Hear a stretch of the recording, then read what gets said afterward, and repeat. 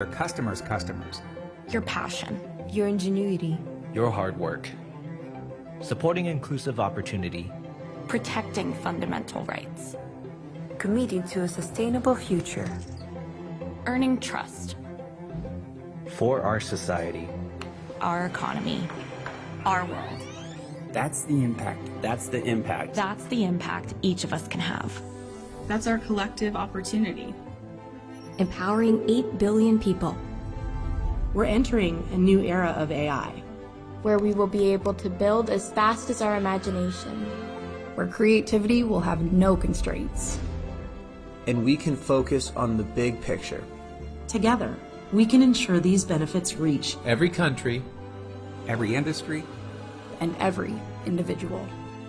When we empower every person and every organization on the planet to achieve more, we empower the world.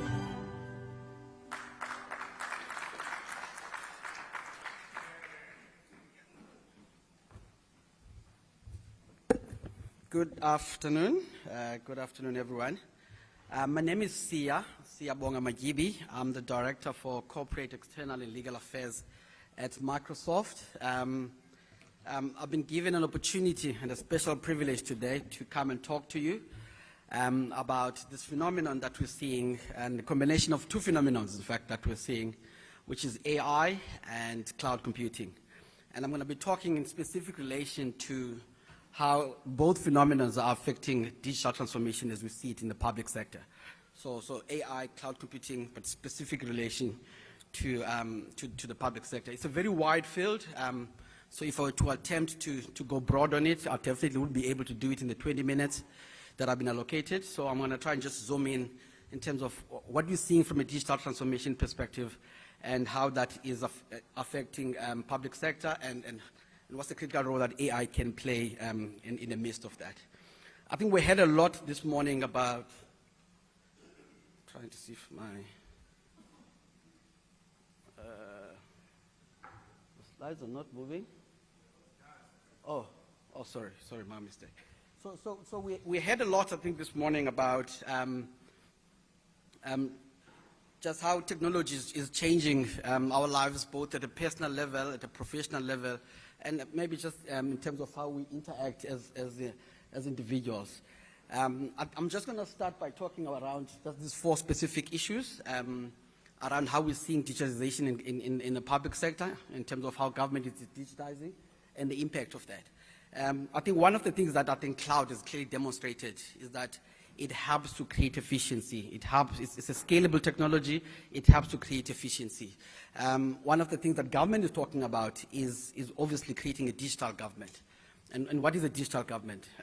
Essentially, a digital government is a government that is able, I think this is my own interpretation, and I'm going to take it away from the interpretation that you'll see if you were to Google what digitization is.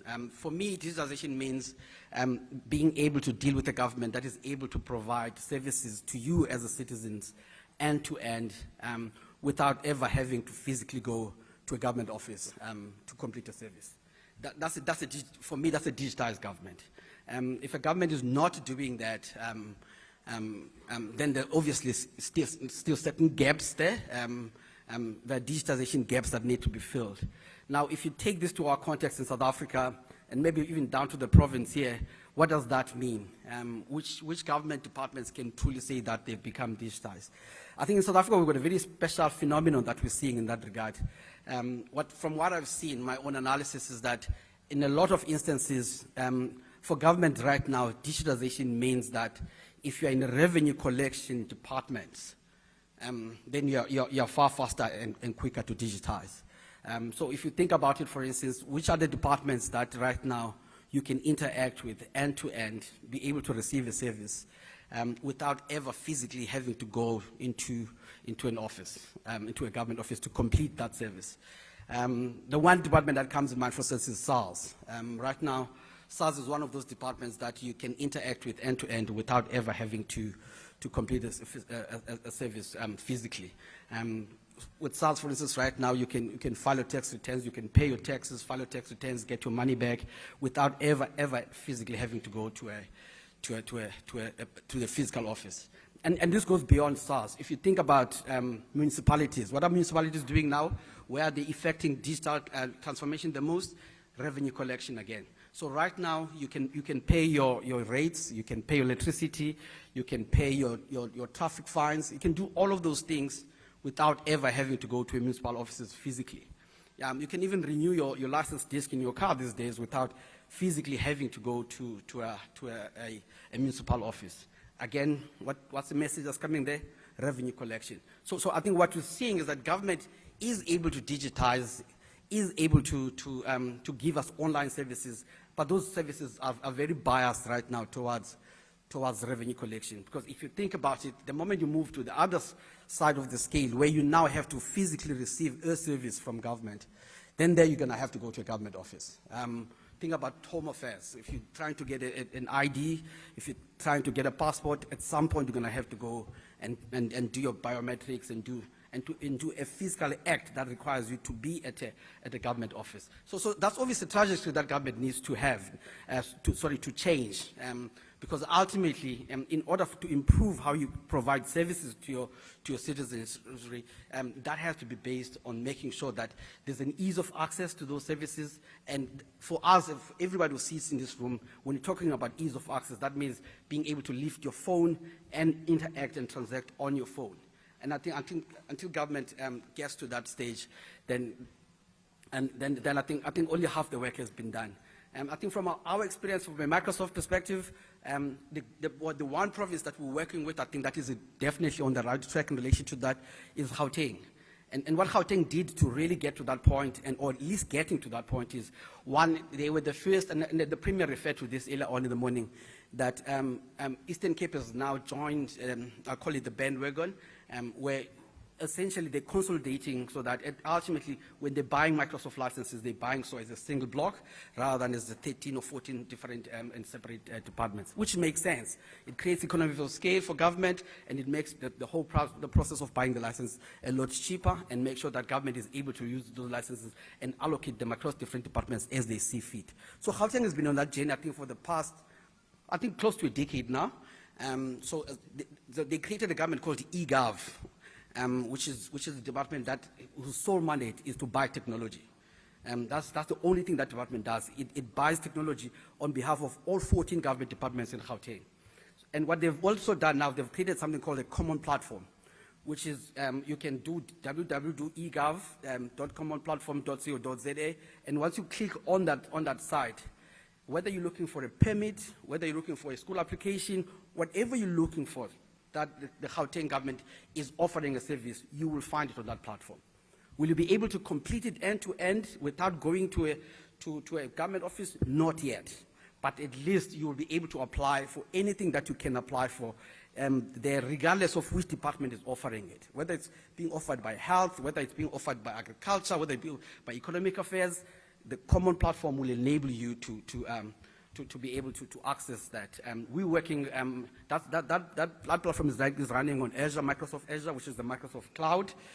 So we are working with the Gauteng department to make sure that gets rolled out into the entire province. I think I was therefore quite excited that we've now reached a milestone with the Eastern Cape government, where we are now buying licenses and hopefully going to be going as a single block, and hopefully we're going to be going towards the journey of making sure that we create a common platform for Eastern Cape, where the citizens of this province can be able then to interact with their government using their phones or whatever other digital device that they would want to use, but be able to use that device to access whatever services this great government of the province of the legends is able to then to afford its citizens. So we're looking forward to that journey. If I could just move on. So what are some of the trends that we're seeing globally that are really driving digital transformation? I think the first one is what I've just spoken to now. Just ensuring that there's equitable access to services. And how do you do that? You make sure that you put everything on an online platform. If you can put everything on an online platform, you create equitability. And we see that as a big trend globally that's driving digital transformation, and that's forcing government to take digital transformation seriously. The second one is enabling a hybrid workforce. You would know that in the private sector, you still have A lot of people who have not returned to the offices even after COVID has gone by. A lot of people in government have been forced to go back to the offices, and there's a couple of reasons for that.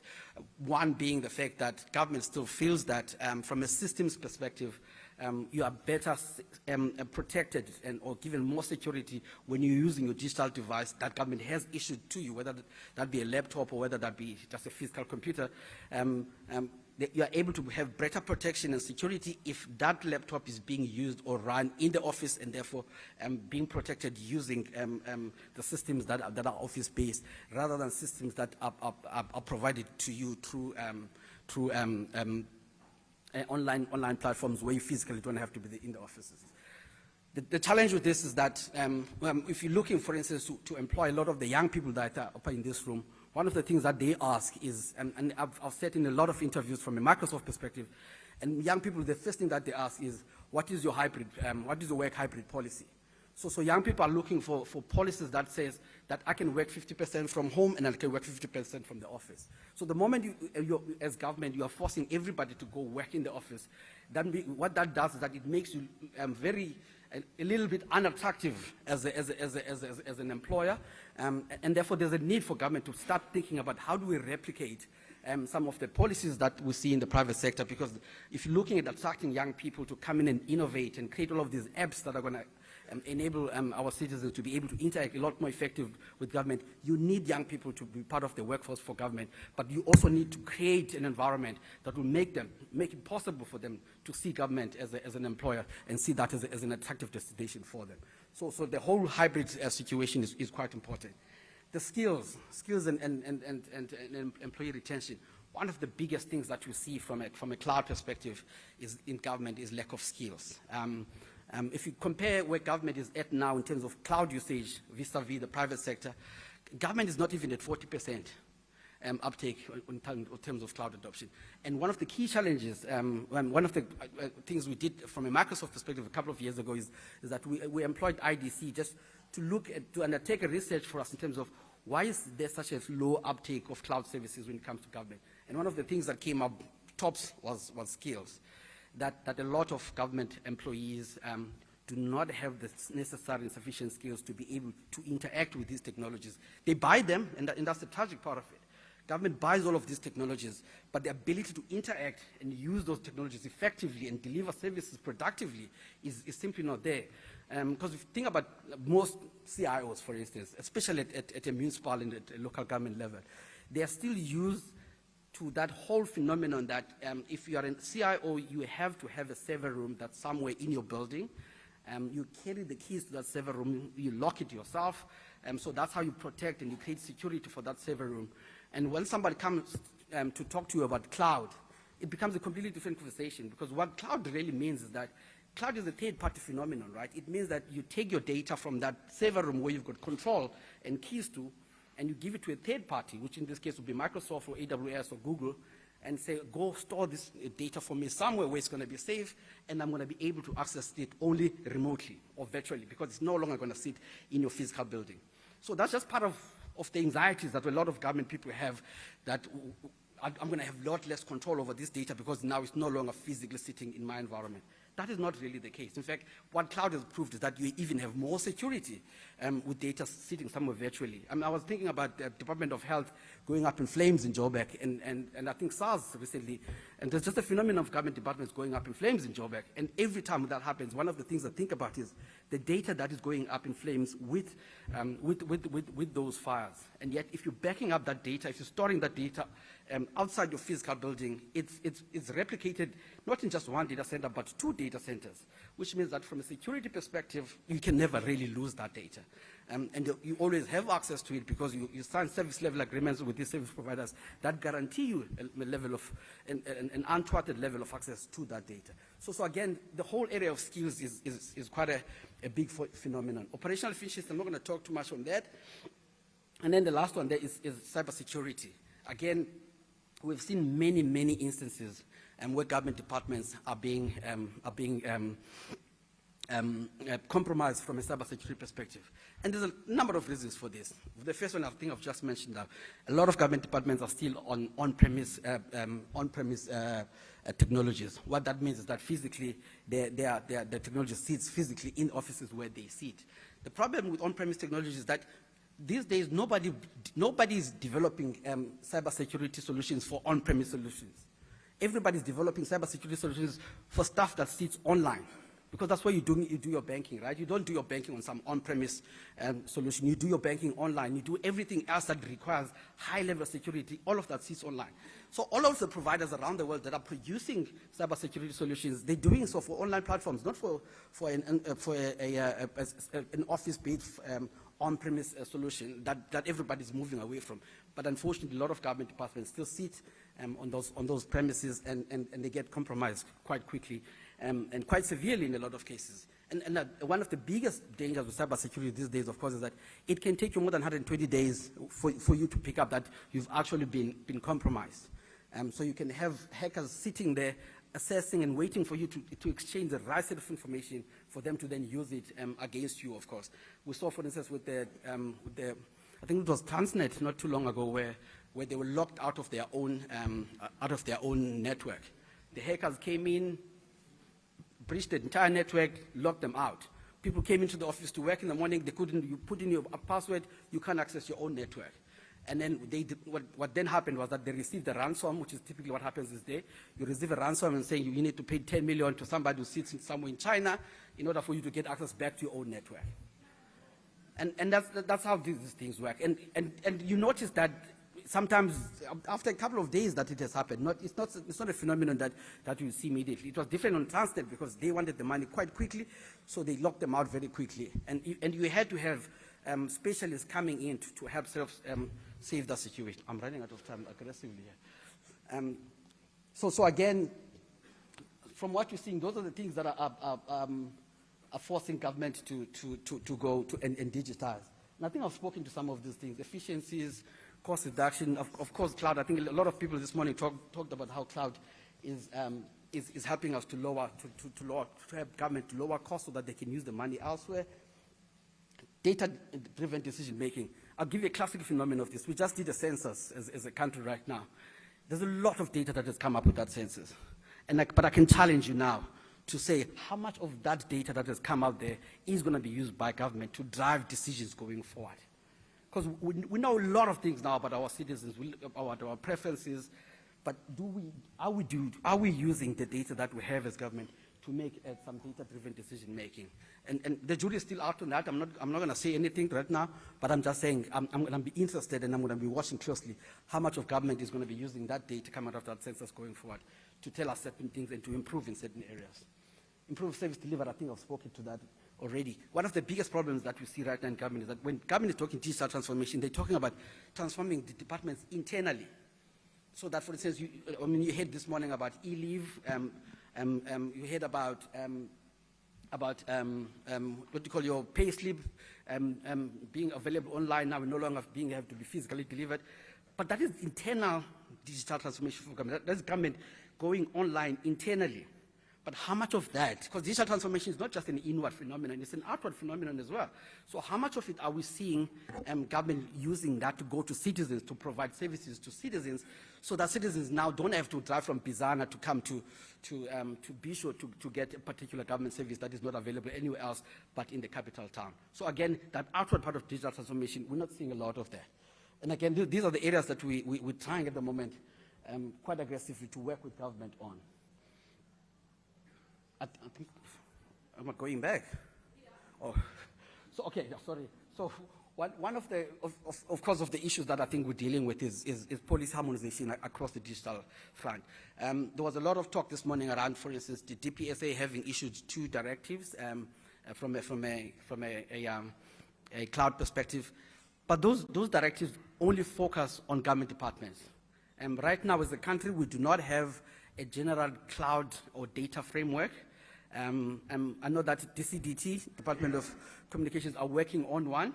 I think as a country we've been waiting for that because from a more national framework perspective, we definitely need that. We've been crying out for that, and obviously that will have to be done in such a way that it aligns with the directives that the PSA has already issued.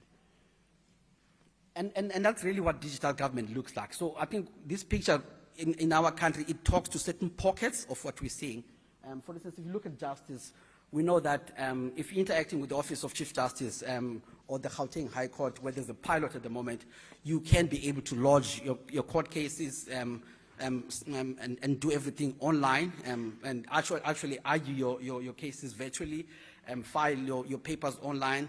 But that's happening in a very small pocket at the moment. It's still a pilot, and hopefully, given the success of that pilot, it will be something that gets rolled out nationally.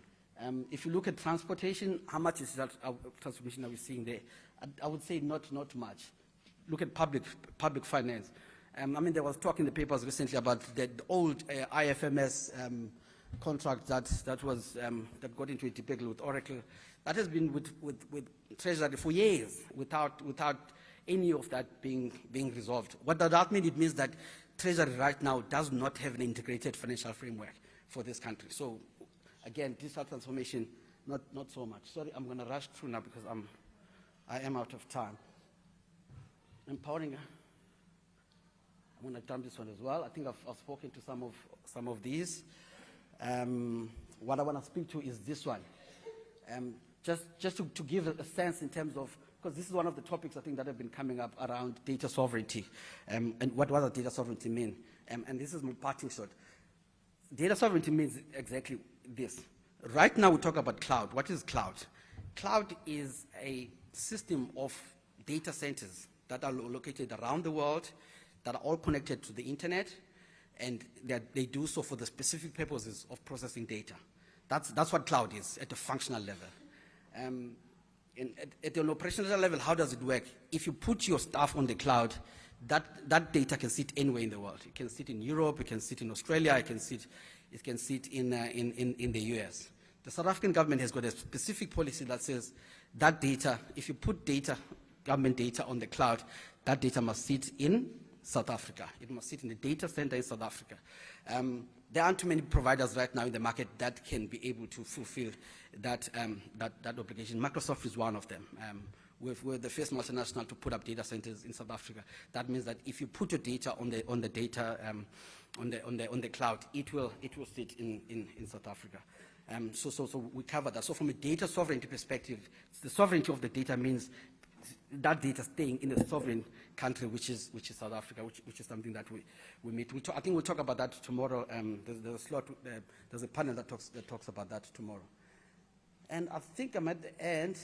Again, I'm not going to go into this. I think I've just spoken to data residency, which is more or less the same thing as data sovereignty, compliance. I'm not going to go into that.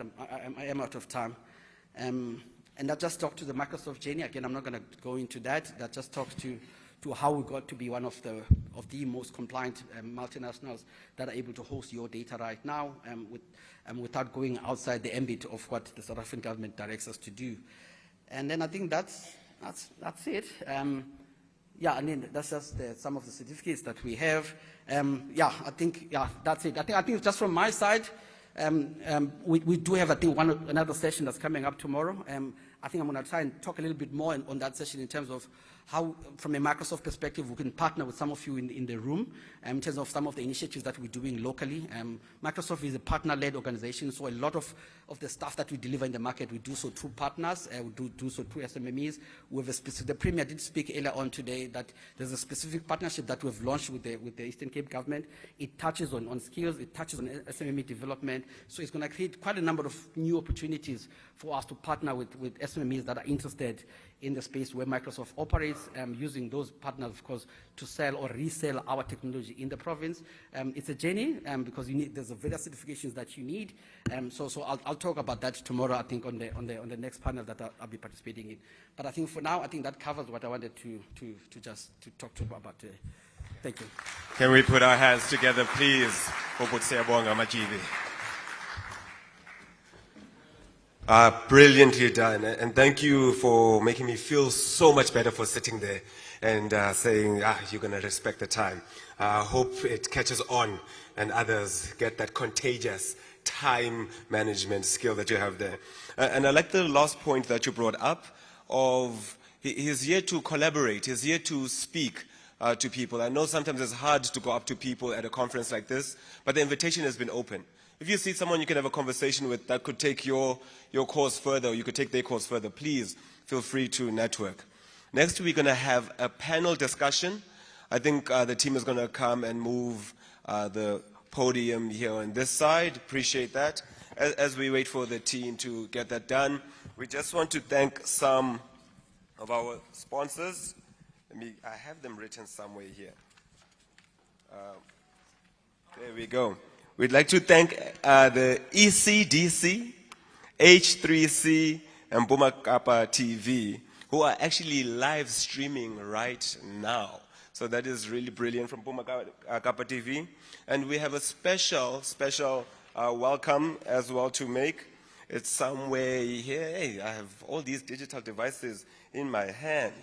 We'd like to acknowledge and just welcome Rochelle de Kock, that is the editor of the Herald and the Weekend Post. So if we can just put our hands together, her presence is really appreciated as she is here. Great to see her. So for our next conversation, I would like to call up our moderator of the panel discussion, and that will be Mr. Andile Stofile, and he's going to come and lead a conversation around local government ICT discussion, citizens and customers' digital engagement. Can we put our hands together for Mr. Andile Stofile? Not a stranger in this place. Please feel free to grab a mic. And his guest will be, or his panel will be Ms. Pumeza Sumet, Director of Information and Communication Technology at Nelson Mandela Metropolitan Municipality. That's where I'm from. Can we put our hands together for her as well? And then we also have Mr. Malungelo Mtati, the ICT officer from eSalga, coming as well. Can we put our hands together for him?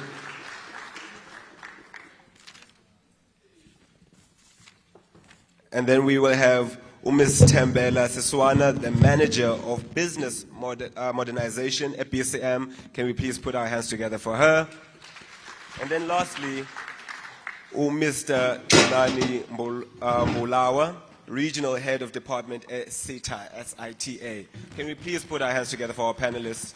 And over to you, Mr. Angelo Stofile. Thank you very much, Program Director. We're in the 40 minutes. No, sure.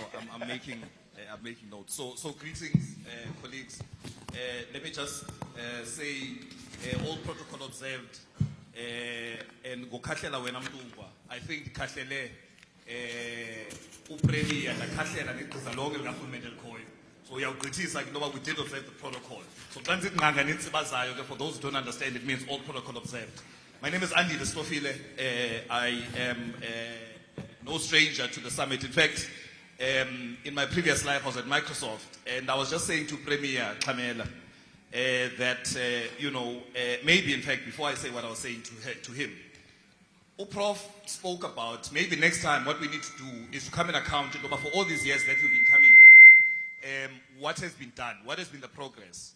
Now, what I was saying to Premier is that part of every time I would get up on stage or he would meet me somewhere, he would agitate for change from a Microsoft point of view. So I'm saying that's one of the success stories in terms of the consolidation, all of those things that have happened, because he was agitating personally. I remember, in fact, even calling me on WhatsApp. You sometimes you think about Tagato, there's no premiers of phone now. You look at this thing, So I'm saying that's a success story that, we should speak about. But back to the topic at hand. So my fellow panelists, I think, a lot has been spoken. So the title of our panel discussion is Citizens and Customer Digital Enablement. Maybe to frame the conversation, the previous, he used to be the SALGA chair, and also from a United Cities and Local Government, who's now the COCTA DM, would always speak about the topic called locating government at the center of a changing world. And certainly local government is changing. And that's going to really be the theme, because if we accept that a local government is responsible for service delivery to the home, meaning the last mile, Therefore, a local government has to be able to adopt and adapt to the changing world. Now, I'm just putting that as a placeholder. Now, perhaps we need to look at, from a policy point of view, because, for an example, where I come from, I'm not sure whether I'm able to get some of these services in the most efficient way. Now, maybe the question that I need to ask myself and ask to the panel, and I'll start with you, Mr. Mbulawa, because we spoke about earlier on, there was the conversation around the cloud directive and all these directives that are happening. These directives, do we have a policy issue such that we are not able to get the necessary services, in my perception? Do we start there? Is that the challenge? And if that's not the challenge, maybe just to unpack the existing policy environment that there is. And closely linked to that, I then want to head into you, Mr. Mtati, in terms of at a local government level, the directives that were spoken about earlier on, and the policy environment that governs the SALGA, how does that policy environment affect you? And if not, what is the prevailing policy environment that allows for these services? I want to keep it at a basic level, and then so I'll start with you, Mr. Mbulawa, and then Mr. Mtati, over to you. Thank you, Chair. I think the key thing, one of the stagnant factors within government is exactly what you're talking to. Our acts, our policies, and fundamentally what tends to happen is acts are defined. However, I feel they are not refined and reviewed constantly. If I look at the CETA mandate itself, there's quite a lot of terminology that has changed in the ICT world, but if you go to the Act, it's still using some old technologies. As a result, it gets misinterpreted in certain questions. To illustrate that, we need to be agile. If I were to go before COVID and after COVID, that pushed agility. Hybrid was not in our minds, but now policies had to be changed to adapt. So what we should be looking at from a government sphere and a local government sphere is not to wait for disasters to change policies, but to constantly look at our policies and say, are they meeting our mandate? If we were to come to the cloud point of view, the question we should be asking ourselves, what is the mandate of local government? ICT is an enabler. Should local government be considering building their own infrastructure? That's a question we should be asking ourselves. If I were to respond, I would say, in my opinion, no. That's not your core business. You just need to focus on your core business, which is rendering services to the citizens. If you go further, we've got different approaches, and you have seen different approaches in different local governments, how they view. Generally, there's a lot of apps that are available in the market. There's a lot of apps that can address these problems. But what we tend to do sometimes, we want to replicate and duplicate and build the same app again and again and again. We should be saying, I need an app to interact with my citizens. Go to the industry, get the app. I need a space to store my information securely, so do the same. And then again, if you look at the bigger context, like Nation spoke of broadband, if you're looking at it from a bigger context, people are always saying security issues around this. No, there's two-pronged approach that can be used. One, if you give access to the communities, you can have access that deals with government services, where they go in, get all the apps that are available to interact with government from all spheres of government, not restrictively to local government. Further to that, we talk about giving access also to communities. You can have a Wi-Fi stream being your second one, maybe free or at a minimal cost for people to actually utilize and get whatever information they want from the internet. But where the emphasis for me is, when it comes to government services, maybe consider that. And fortunately, Nation mentioned that from a broadband point of view, the provincial government is considering saying, look, let's make sure that we give people Wi-Fi so that they can access the internet. So that's a starting point. But again, the policies from the national sphere right down to the local government sphere are not talking to each other. Equally so with the strategies. If you look, there's a national government strategy. My view says at the end of the day, local government should be implementing that strategy. So 80% of that strategy should be what local government has, not a different strategy altogether. The variation would be on the implementation approach. Thank you, Chair.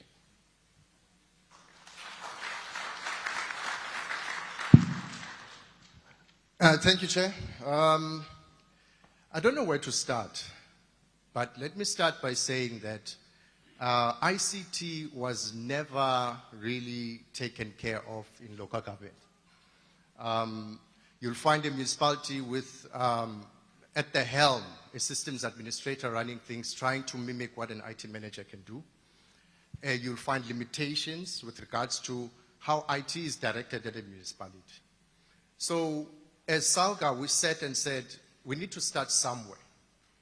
We need to start with knowing what do we have, what don't we have, right? So we created something that's called digital maturity assessments. And those digital maturity assessments are informing everything else that we do, because if you want to run a good IT, you need 4 things. You need governance, how IT talks to the business language, how IT is directed. You need planning. I've heard Mr. Makibi talk about buildings that are burning down. Part of planning is business continuity and disaster recovery. And also, I want to touch on how your business processes are automated. And we can discuss that going forth. So with regards to operations, how are you delivering that service to your internal customers? And also, how are you delivering a service to the outside world, which is the communities? So these things, when you have them straight, you can then deploy and say an IT strategy. Put the technology in your scorecard, and then you can say, that's my strategy. So that's where I'm going to stop for now, is to say that, before I stop, as SALGA, we created what we call the Digital Solutions Working Group. It is politically led, which means that it's a political forum where we advise politicians on our internal IT issues. So IT is not only focused at a municipality internally, it's also focusing at the citizen. And we as SALGA say we support customers of our customer. Municipalities are part of us. So they are our internal customer to help them to serve the citizens. Thanks. So just coming back to your ex-boss some years ago, the chairperson, Dr. DM, Upatstau. Remember, I spoke about, one of the keynotes that is always given is around locating local government at the center of a changing world. Now, what I haven't understood is, if we accept that cloud, we are going on cloud, there's been directives, whatever, at the local government level, is there policy prescripts that allow for that to happen so that these service delivery or the service delivery can happen as per the mandate of local government? I want to understand, just at the policy level, what enabling things are there? We have not built the policy framework just yet. We are working with, we just built the digital maturity assessments, which forms part of our strategic framework. So there is no, we have to follow COCTA. When COCTA says, okay, this is a policy framework, we report to COCTA, so we have to follow them. Perfect. So that was the one, and I think, Mr. Matigis, was speaking about the policy. There was another conversation that was happening around the technology, and I'm just taking points from all the speakers that were on earlier on. Speaking about the technology now again, I see you've got a point you want to raise. No. I was thinking now the DPSA, the IT governance framework. So we took it from there. So it doesn't mean we don't have a policy framework at all. There are policy frameworks that are out there. I just remembered now. Perfect. So if then, we do have the enabling policies to a certain level of degree, we're saying at, national level, to a certain degree, there's the directives. Usia spoke about the fact that we've got the national that's coming out of DCDT. So there are those mechanisms. Now, whether they're there or partially there, from a technology, and we accept that we are moving, EC government has moved and migrated to, to the Microsoft technologies. From a case study point of view, from digital services and enablement, from the Nelson Mandela Bay, Speak to us about what are some of those innovative things that are happening, and then we'll then head over also to Systembela with regards to BCM, because now one of the things I was looking at in the news was because now we've reached drought, for an example. Drought has kind of like normalized, if I may call it that. Now there's a complaint from citizens which the rates are not decreasing.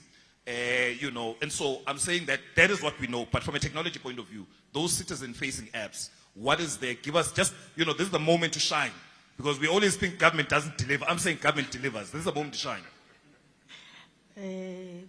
Thank you, Program Director. Good afternoon, colleagues, all protocols observed. I like what you've just asked now. Umutse gave me a call. I think it was just after his wife passed away. And Umutse said to me, "Hey, Chumam, I'm frustrated. I don't know where you pay the services and buying electricity. I mean, those things my wife used to take care of. And now, sometimes I'm late even in making payments." And then I said, "Aibo, have you been living here in Gqeberha?" Ati, "Why did I, man? You can't be saying that. We've been having a mobile app as a city, I think since 2010 in the Nelson Mandela. The app, you can register. Also, you do it telephonically. You don't have to go to our offices. And once you are registered, you can even submit your queries, you make your payments, you buy electricity. There's a lot that you can do. The only challenge that I foresee with us, with the things that we are deploying, is the awareness. I think what the local government is lacking at this point in time probably is to bring in communications and change management so that we make sure that our citizens are aware of what we are bringing onto them as the technologies that can assist them. Recently, we've just deployed around 2 years back an app through our e-services on our website, whereby it's called IMEMS. You apply for your land applications and you can follow through. That application will indicate to you how far is your application, at which stage it is up until when it's successful. So there's various things that we've done. And also I want to thank Microsoft as well. In 2018, I went to Seattle. At times I'm inquisitive. There was a lunch that was served in one of the boardrooms during the break. So I just went in there and listened, and in there they were talking about Teams. That was 2018. And I was like, I went on my phone and I WhatsApped Tapua, but Tapua, they are talking about Teams here. Do we have Teams? And I think this thing can assist us. He said, yes, Pumeza, it's part of the licensing that you do have. And when I got back, when I introduced that internally in the municipality, they said, Pumeza, you're dreaming, this thing look is overseas, not here.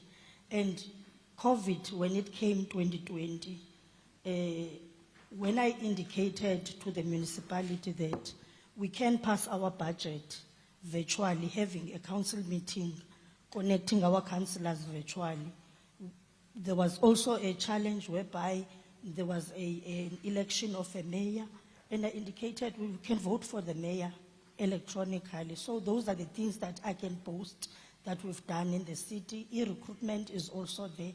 So there's a lot that we've done, but I think what is lacking is just that awareness out there to make sure that people are aware of what we have.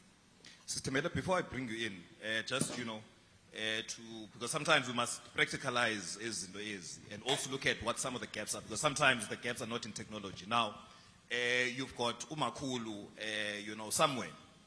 Ezilalini. Now, those who come from Ezilalini will know the story. So we come in and we say, okay, we can do all of these things virtually and, on the phones and whatever. Challenge number one is that you've got feature phones. As an example, challenge number one, we'll get to that. But here's a more important part, is the change management part. Because you speak about communication or awareness. But here's the situation now. I want us to picture this. So, a grandmother, every month gets on takes, whether I'm a pela or whatever. I don't know what the English word is, pela, it's a flying cockroach. But it's not witchcraft, don't worry, it's not witchcraft. We'll find the right word. Now, she gets on there. And I speak practically because this is my lived experience, having come from a technology point of view and having resistance from even within my family. Now she goes and now where we come from, you get into those vans or venture. So she goes and now she meets up with 4 or 5 of these other grannies that are there. Point number one is that technology replaces that human interaction, because once in a month, this is an opportunity outside of funerals that they get to meet. I'm going to change management because I want us to think about these issues practically. Now, when she then goes, to, ESASA or whatever the case may be, she stands in a queue, but that queue she's going to stand for maybe about 4 or 5 hours. She looks forward to, because she knows that she's going to meet all these other omakulu abanye to be able to interact. There's the local economy, because you've got people that budget in the sense of they're selling apples, they're selling all of those things. So there's local economic beneficiation that comes about. Out of all of these issues, my grandmother refuses. I say, I will even pay you money not to go, but she refuses. Because we have not understood, the technology is there, but what we haven't done is to understand the human psyche and the why behind these things. And maybe sometimes it's not just the awareness point of view, but we're going to come back to that. Sister Mel? Thank you, Mr. Stofile. I must greet first the chairman, Mr. Moti, and Honorable Premier in his absence, and all the principals, the directors, and everyone protocol observed. Sir, you are touching on I would like to touch on 2 things out of what you have said. I was highlighting when the speakers were talking earlier in terms of change management. When you deal with innovation, we have to take it from the perspective of grouping the people when we do innovation and change management. That you cannot deal with the people that are 50 and above, the same age as middle age and the same age as young people. So that means we have to find innovative strategies to make sure that we reach out differently to the older people and differently to the middle age and differently to the young age. For instance, I've not seen it. There are things called kiosks where you can put them in a shop. Perhaps they can be easier for older people that you can teach to be able to do few services that you can get from the municipality. But it depends on how much you can get out of them. Again, it comes with that teaching and try and change the mindset of the people in terms of innovation, the importance of what is in it for them, as Uprof was saying earlier. And the second thing that you mentioned is you said citizen engagement. Yes, I think. There's something again that I think it was Mr. Ngaba that touched on it. I'm very passionate about what he said. Perhaps he didn't say it exactly the way that I'm going to say it now, but he said that most of the time we have a tendency of buying technology, but we do not consider the full package of technology. What do I mean by that? Is that we buy the technology, but we leave the people side and the processes side of things. Now, what happens is that you would have that citizen engagement application, and 2 years later, you find out that it fails, the system fails.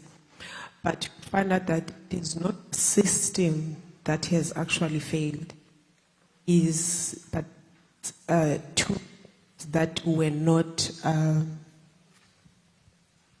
but there were 2 legs that were not effectively managed and effectively implemented. I'm speaking in terms of Buffalo City when I'm speaking to citizen engagement. We had a platform that was called Citizen Engagement, and it looked like it was a very good platform that we had. But you find out that, I think it was 2 years later, the platform was not working anymore. And people, I was the victim, I was not the person that was implementing the system, but I was the victim that people were calling like left, right, and center, insulting me that they want that service. And I could not be able to answer of saying, you are not going to be able to get this service because of A and B and C.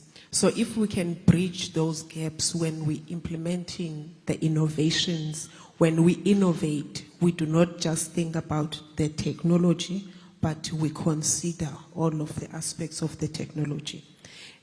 Because if you're going to bridge the billing issues that we have in the municipalities, you've got to be able to educate, bring back the people of why is it that the people, we are having issues. And as you bring them in, you educate them as well that where is our problem in terms of the process, the reason why we are having high bills and all of that. And this is how we are going to fix it as the municipality, so that everyone can be excited that, okay, I'm having 30,000 right now bill, but in the next 2 years, this thing is going to be sorted out. Thank you, sir. Thank you. You know, you speak about the apps, and it just makes, in fact, the question was going to come to you. There's a question that's coming to, so I add on top of the question. See, I like look buy one, get one free. One question, I like it. I like it for the people. So, you know, you speak about these citizen engagement apps. And I'm wondering, and it's just, you know, it can be apps, it can be anything. I'm wondering, because Premier spoke about, or Andile, who are based in Johannesburg, who know about these things while based in Johannesburg. And then they go, but Julie Javelin, and come and catch it over on the Eastern Cape side, right? Now, from a CETA side, because in the main, and I'm speaking at a government level, right? Because amongst your mandates is to assist with the procurement and digital advisory, et cetera, et cetera. But from the CETA side, what policies exist, or what mechanisms, even if it's not policies, what mechanisms exist to ensure that those multi-billion rand contracts that are awarded, there is a very strong sense of local economic beneficiation, and the money is not just going back to Andile at Johannesburg. Then with your one. Kulega Makul. No, thank you. As government, I'll say government in totality, and I think everybody that's sitting here forms part of government, whether you're a citizen or whatever. Government at our own, we are our own enemy in terms of how we define things. I'll give you a sample example. From a CETA perspective, there's procurement processes that are, and policies that are designed to actually ensure local content. But I'll come back. The recent triple PFMA is against that. Local content is defined as national. Therefore, you cannot say local content is only Eastern Cape. However, if you look at local economic development, unfortunately, the reality is in most instances, we look at it from the EMEs, the SMEs, to actually look at development, because most of your big players are not based in provinces, most of them. Now, from an EME point of view, that's when, in conjunction with the government, you define, government also needs to define their local economic development approach, which as CETA we can work with. The broadband is a simple example. There's certain weightings that were put within the broadband, SETA being given the responsibility to do the accreditation, so that the beneficiaries predominantly are locally based beneficiaries. Those are the drives that are taken there. And I'm a very frank person, I'll say as it is. Sometimes the very same SMMEs are their own enemies in their provinces. Balwa bodwa, bengekafiki nasekeikini. So by the time, utubabiza for rebriefing to tell them what's coming, I'm a one-man show, I don't have the time. So you're trying to get into something that you don't know. So sometimes there's a lot of initiatives that we do to share information. But people will say, Tifunu yaka sektenda rishwe. Omnye afike the day ivala, omnye after ivalile. Why? They have not matured to an extent of understanding that they are running a business. It's not a charity. It's a business. So run the business. So there's a lot that needs to be done. You touch me, Kloteta Ngalega Makulu. You know, government works in a fragmented way. We look at citizenship engagement mostly with local government. The departments.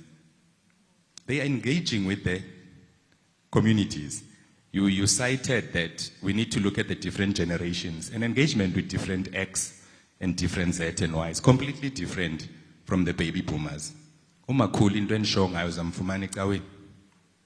Now, if you think of it from poverty alleviation, Umakul is going to spend probably give or take 100 rands with transport just to go and get a grant yaki. If you were to say, let us not only make it the responsibility of local government, but the government at large. Ikawe, there's nothing wrong having Wi-Fi. It is converted to a training center because that's where you'll find them. So they have their own places where they meet. But I think government is approaching this from a very fragmented approach, where you say this is national, this is provincial, this is...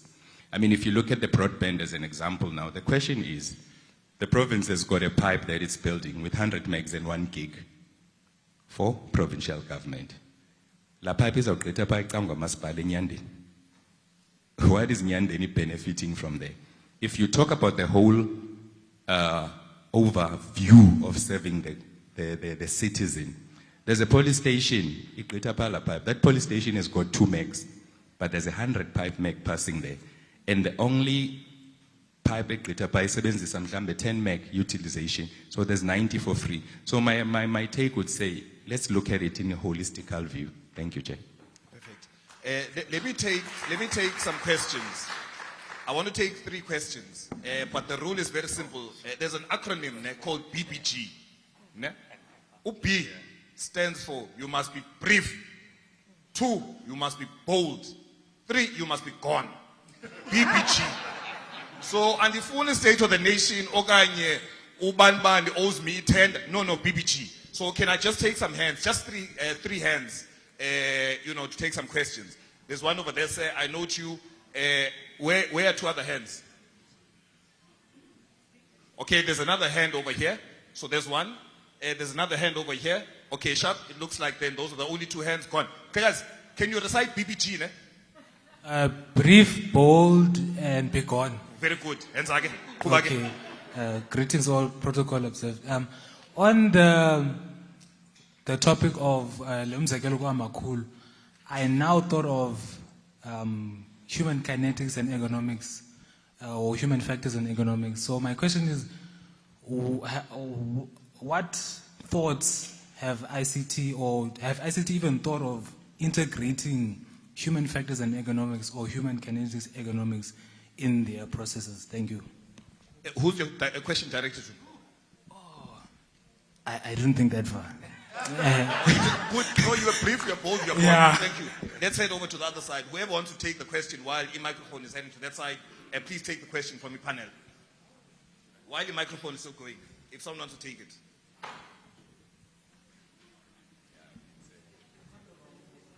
No. I don't want to monopolize the podium. The microphone is reached. I thought, okay, I'll take sir, it. Let's go. You can take it after. Let's go, sir. Remember, recite it in the way. Actually, PBG it. I'll be short. Let's go. Okay. Thank you very much, Ndabulele. I have just a short question quickly. Yeah, my question is on, okay, I see you guys are talking a lot about this digital transformation and, getting people into this new digital space. But what I've noted when it comes to all of this new digitalization, I think Uputi, whose program director, was on point that when it comes to Abadala, even workshops and trainings on how to use certain systems, and they are very, very scarce when it comes to rural areas. So what are strategies that you guys put in place to ensure that Abadala in particular, thank you very much. Who's your question directed to, players? Okay. No, that's fine. So let me just paraphrase the questions. Ne? So question number one, and I'm paraphrasing very quickly because we've only got 4 minutes or so. So it's around the human elements and science into technology, the softer side. Have we thought about bringing that so that Umakulu is able to get younger than Painfin as an example? I think you touched on it, Black Tower thing. There's the other one that speaks about inclusivity, digital inclusivity.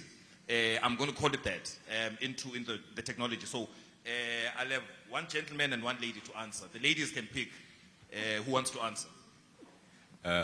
Thank you, Chair. I think the reality is one needs to be cognizant that there's a certain, don't get this wrong, bakona makula ba reachable, bakona bonga reachable. I think the point is to first identify what is their preference. There are also teachers that we have in the houses, but we take them for granted. In my younger days, I used to deal with my sound systems, my cell phones, everything. Today, I don't. I give it to my kids. And trust me, they sort it out like nobody's business. So that's another channel of learning. Further to that, Omakulu have developed certain soapies that they watch on TV. Why can't you reach them like Outsurance, that when that soapie starts, there's an advert. When it finishes, there's an advert. Because the reality is, from a human point of view, it's close to being impossible for all municipal staff to reach. So you've got to find digital. But the difference there is find what interests them, fit it in there. And language could also be the aspect. And I think from a human point of view, we see these things coming, but we take them for granted. And older people are also like that. If I take us back 25 years ago or so, there was a lot of sci-fi movies where they were doing AI. We never thought it's going to be real. It's real today. It was there.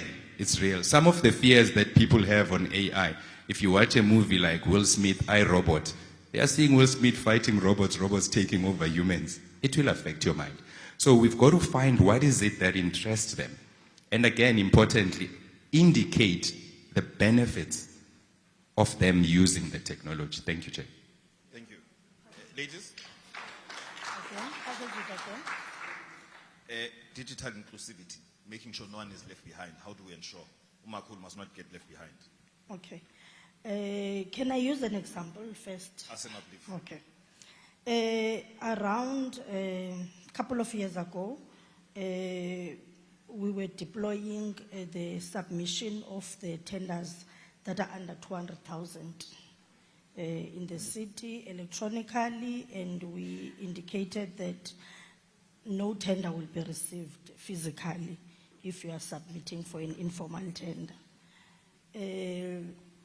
To my surprise, remember I don't work with supply chain, and to me I thought it's only younger people that will understand what we are deploying, that will be utilizing the facilities that we were giving out there. And then there was a plan, an awareness plan, where we visited SMMEs and the service providers and halls. We went to the radio stations to make sure that we are saying the cutoff date is from this date we are going live. So the awareness was done. We did trainings, those kiosks that she was referring to. We made sure that we put them up in in the areas where we know like in your Motherwell, New Brighton, we make sure that there's pop-up kiosks for the SMMEs to utilize them. And then that went live. I think a week later, I received a phone call, an old man that was angry on the phone, I think the tender was closing in 2 days' time. And what he said to me, I don't know because ndandifuna ufaka itender. Ndiqonda okay mandiyehla ne because I can hear bangumuntu omkhulu. Ndithi mina, can we meet in my office? Because undifuna gaqa and it's weekend. And then I thought, okay, at work there's securities, so at least anything that can happen, I've got people that can assist me there. I went up to my office and then I said to him, do you have your laptop? Where's your internet dongle? Or how are you going to connect to your internet? The way he was so furious. And when I spoke to him, I said, Tata, unguwapi? Ansakhumbuli ke kodwa ke ingathi uyagoduka akangiwaseGqeberha. Ndithi mna uyabona ke tata, what we are bringing here ne ukuba kunomcimbi okanye kunomngcwabo okanye kunento ekufuna ekhaya ungekho lapha eGqeberha ibe itenda ivala 12 o'clock, I'm telling you ngale facility ndizake kulanto ibithethwa nguprof ba umntu sometimes needs to know what's in it for me kule nto uzanayo. And I said xa ungekho lapha eBhayi ugodukile uyakwazi nangoku besekoyini uzibecaleni and be able to submit your tender on time because everything will be with you. Just make sure ngoku you take your bag or your phone, whatever tool that you are going to utilize to submit the tenders with you.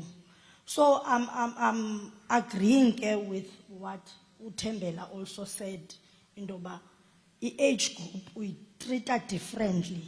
Because when we had those awarenesses and trainings, little did I know that there's older people that are also involved within what we're going to deploy or what we're going to bring out there.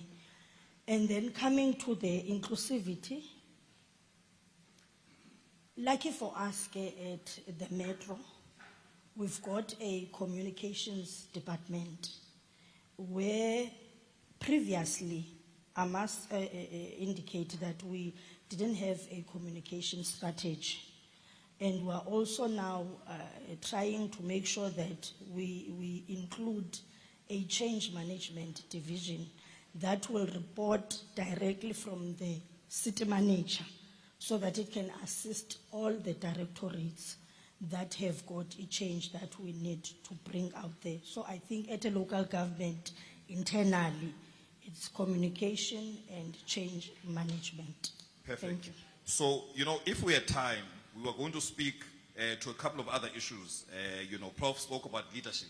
We were going to speak to leadership. We don't have time. We were going to speak to the skills issue, because I think it was Usia or someone spoke earlier on, or in fact, a couple of people spoke earlier on. And how I'll paraphrase it is, government goes and buys a Rolls Royce, but uses it like Ichigo, if Ichigo still exists. And may fruitful and wasteful expenditure from me as a citizen. As we are not there. What I'm basically saying is that tomorrow, perhaps, in some of the panel discussions that we have, these are some of the issues that we need to be addressing. So, ladies and gentlemen, by the powers vested in me, for the 40 minutes, I now officially declare the panel discussion closed. And I officially command that they must get a standing ovation. They will not get off unless...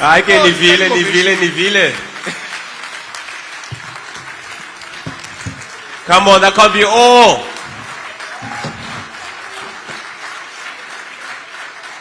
Thank you very much, panelists. Thank you very much. Sabulela Tatstofil.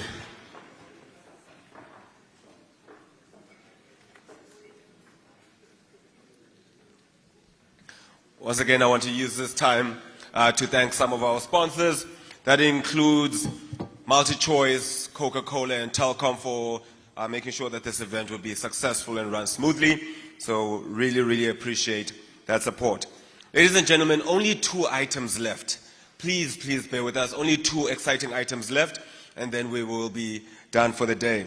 So for this next conversation, I'd like to call up Miss Rochelle de Kock, who's going to moderate a conversation with Dr. Palile Holter. Will South Africa achieve the digital dream? Please, you can join me on the stage. Madam, you can sit here.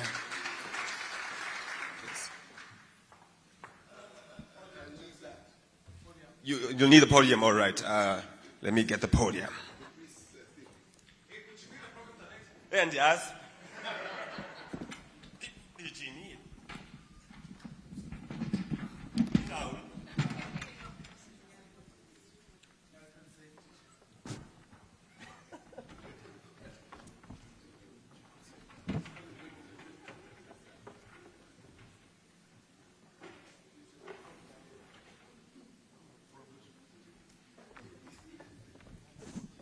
All right, is this guy working? Are you fine with this, Rochelle? To look like this? No. Okay. All right. I'll introduce you. Okay. Good afternoon, everybody. Good afternoon. So I see we've got only 20 minutes, and I can speak for about 2 hours, but I will not. I just want to share something briefly with you all before I welcome the esteemed doctor to the podium. I came across an interesting statistic a couple of months ago while reading africanews.com, and it was about internet usage patterns and looking at which countries spend the most time on the internet. And can you believe it that South Africa topped the list of 46 countries, spending a staggering average of 9.5 hours online a day in 2022. This is 3 hours more than the global average. By 2023, the study revealed that South Africa had 43.48 million internet users online, which represents about 72% of the population. So with a connected population as ours, as this article would suggest, it's very difficult to understand why, on the one hand, our country has made remarkable strides in the realm of technology, but on the other hand, we still have clinics, hospitals, police stations, and even those in the justice sector that are making use of paper files instead of embracing technology. Well, we did hear today that, strides are being made. It's very slow. And by the time they do catch up, we've moved on to something else. And I do suspect that internet usage is largely our little ones that are glued to their devices. Will South Africa ever achieve the digital dream? Here to discuss this with me is Dr. Padi, not Pali, Dr. Padi Lihotla, a man with an illustrious career in the field of information. Now, I will probably spend the next 20 minutes just reading his CV, but I won't do that because I'm sure you guys could Google it. It was long and very rich. And, with those few words, I think let me just welcome Doc up to the podium.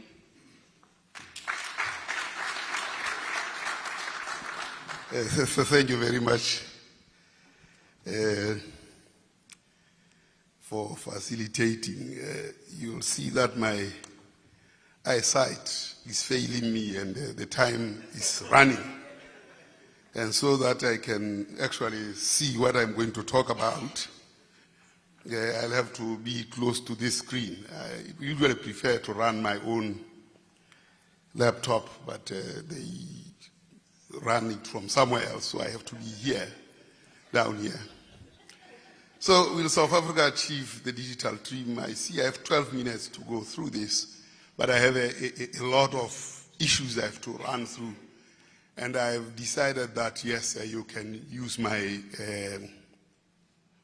slides. So I'm giving you 52 slides, and I think I'll focus only on 12 for this presentation. And the digital dream, we have to understand what is the key role of the technology, and then relate to the kinds of problems that we have and what the value proposition would be. I'll touch a little bit on statistics and ecosystem. And then, of course, evolution and philosophical and practical dilemmas of technology. And of course, looking at what one would call the tragedy of the private. It's usually the tragedy of the commons, but I realize that there is a tragedy of the private as well. And can South Africa restore the commons, or can it perpetuate tragedy of the yes? And Africa by 2050 will have 2.5 billion people, and the question is who will appropriate what that will be, and it's very relevant to the topic that I'm. And of course, I will not talk about the CSG, and of course, and the different feature that I will not touch. But there are 3 points that I think are important in the what is the key role of technology. One of those is it accelerates and augments, because you capture once, use and reuse. So that's the beauty of technology. And then you can use it for multiple purposes. And of course, it facilitates data systems to be non-rival. And once things are non-rival, they create abundance. But unfortunately, because we like monopoly, we ensure that there is rivalry. So organically, data systems are non-rival. And the more you use, the lower the price. It pushes the price. And of course, in that way, technology reduces and removes friction in systems.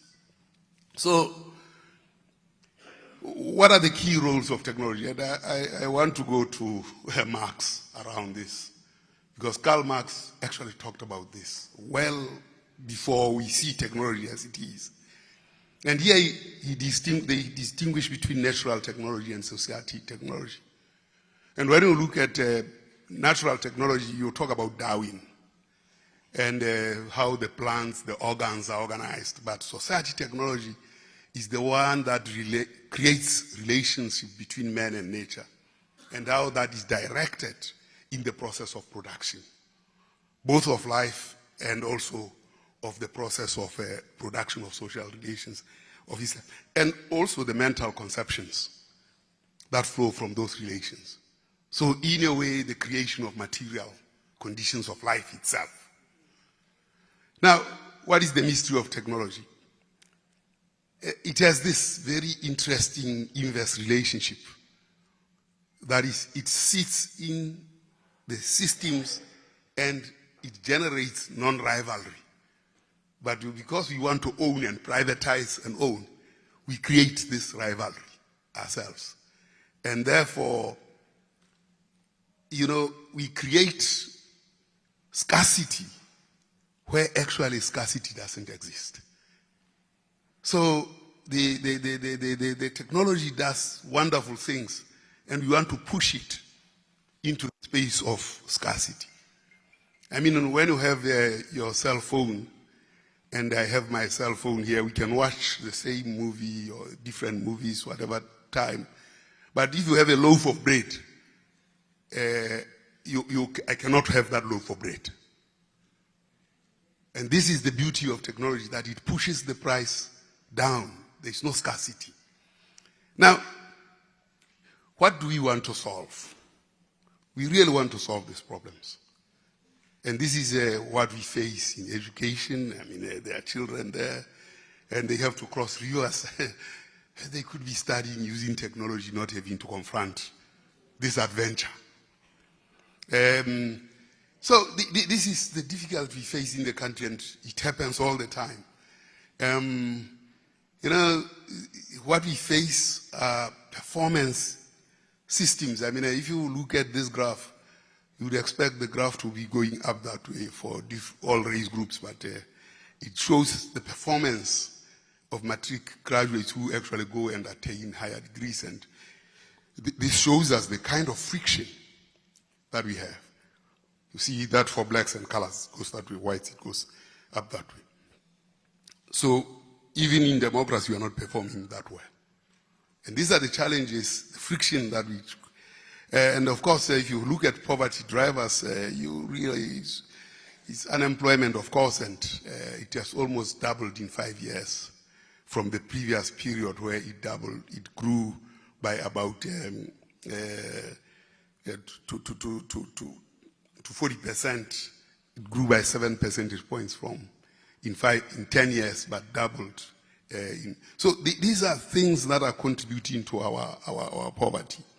Now, if we think about the contribution of poverty for the youth, it's lack of education, that there is no employed person in the home, not in employment or in training, general health, sanitation, but the biggest one is educational attainment. And that's a big driver of poverty. And when we talk about technology, we can be sure we are creating a class of people that will not be able to use the technology. I don't know how much time I'm left with. Yes, it's about 15 minutes. When I was running the census, we were very happy to actually go digital census, not the one that my successor ran, but a sample that was preparing for that one before they fired me from work, or before I retired. And, you know, we came with this technology and then also provided for payments online, or at least they can go to the ATM. What did we forget? We forgot that these people have never worked, the matriculants. They have nobody working in the household, and they will give them a card. My God, they didn't know how to operate the ATM. They have the phone, the cell phone they had and everything. But the ATM was a strange thing to them. These are the disjunctures that we have in society. And what we face here, you know, the problem, and you can see for those age groups, does this pointer work on the screen? It might not. Does it have a pointer? No. Okay, I'll go here. You see, when you look at this here, you are looking at the employed in 2008. That was the number employed in the age group 15 to 24 years. And that's the number employed between 25 to 34 years. That's there. By 2020, that number had reduced in absolute terms to this number here that you see here. And it was almost half that number in a growing population.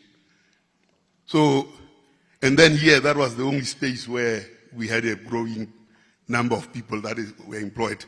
And I decided that I'll grow faster in order that to be part of that group that gets jobs.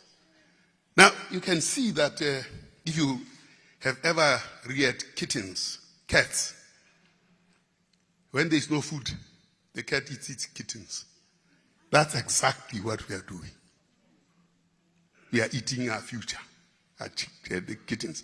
So this is 2021, of course, 2022, and these are just the kinds of problems that we are having. Growth has really been absolutely zero across time at 1.2.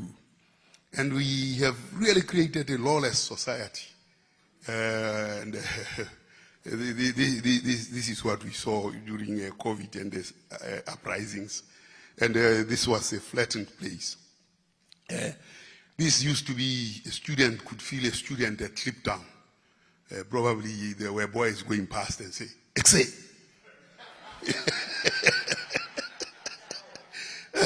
No, look at Cliptown now. You can't say that you said doodle landila. You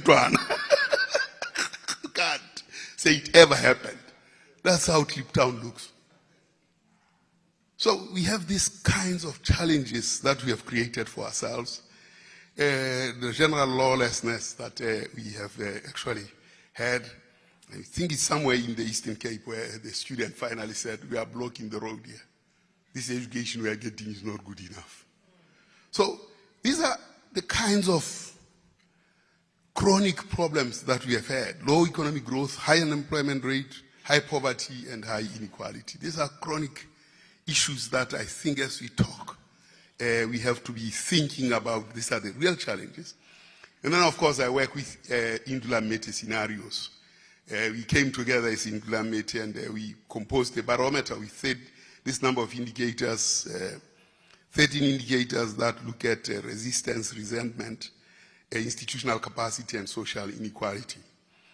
And the barometer, we have just released it now, And the barometer suggests that, you know, as far as social inequality is concerned, things have increased towards the guara, the green, the light, the deep green here. I don't know whether this points here. This deep green here is guara plus. Here, big guara and there, that's guara. Here, it's Isibujwa. And we can only talk about this bit, the orange, where South Africa is a little bit normal. And this is 2021 or 2023 barometer that we measured these kinds of situations. So we are not in a very nice space as a country. Not at all. And you can see that Naila Walk is where, you know, I also walk with you, accompany you. It's so small. And then, of course, Isibujwa is so 85% of the time in terms of the barometer suggests South Africa that we didn't think of in 1994. So these are the challenges that we face as a country.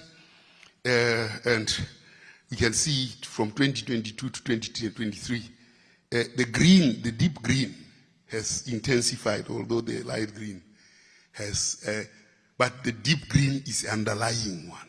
That's the real thing. So, and then of course, this is the summary of the barometer, and you can see how the green, the guara has actually engulfed the country. And the orange that we have there, it's a small proportion of what we have. That's the challenge that we have in this country at this point in time. So,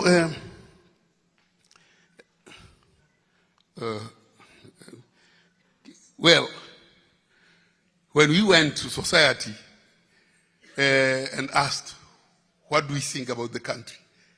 We analyzed the words. You can see disappointed comes loud and clear there, that society is disappointed. Say, well, what was this 1994 project about?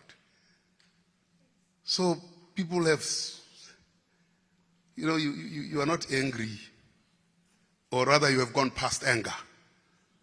You got to the point where you say, my God, I trusted you and you have disappointed me this way. What do you expect me to do? This is really the situation as we see it now. And then, of course, we've got this load shedding, which really has become a bigger problem, more bigger than unemployment. So we have loaded another thing, a layer of problems on ourselves. So, and of course, when there is talk about jobs, people get positive and they think they'll get jobs.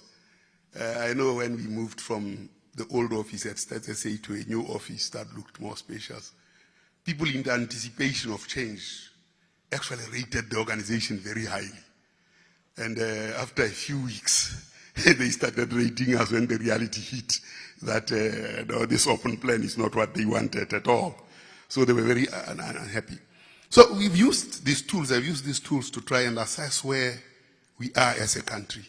And you can see these quadrants here, high stakeholder expectations, lowest stakeholder expectations, high stakeholder expectations, that uppermost quadrant.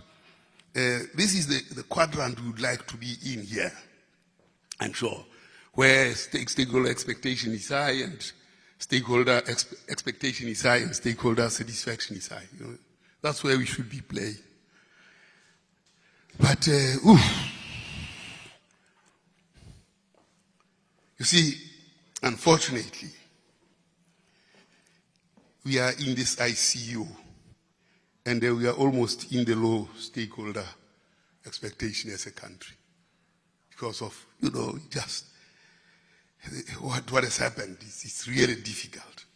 And I'm saying the Zondo Commission gave us hope, and we are almost in that quadrant where we are saying there is a bit of socialism. But what is happening now, with the results of the commission, we are in this doghouse. Where is that's this thing point now? I don't know. We are in this space here. It's not a lacquered space at all to be. Of course, this part is where we had the flag, and then we had to drop that project of the flag. Said, no, this flag is not going to take us anywhere. So, when you look at this, we are in a very, very difficult time. If you asked us in 1994 where we are headed, see, there is monitoring and evaluation, policy development, decision-making capacity. All those things are in the doghouse, where everything is not working. So, this analysis, you see, and things have not been very helpful. Because, I don't know whether this pointer works. Well, that's the gym I'm having. Oh, I just want you to see the bottom of the screen. You see, here we are trying to look at using the eye of the needle. What does government say?